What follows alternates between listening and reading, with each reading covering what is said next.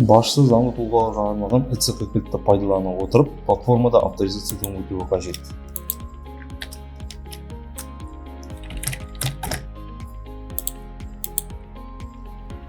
Осыдан кейін ол платформада құпия сөзді енгізеді.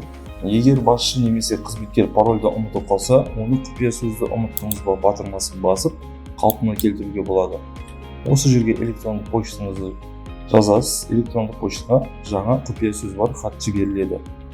Содан кейін платформаға қайта кіре аласыз.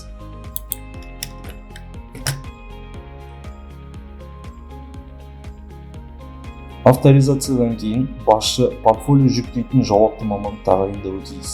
Ол үшін жұмысшылар тізімі деген бөлімге кіріп, жауапты маманды таңдап, соның жанынан тағайындау деген батырманы басу керек.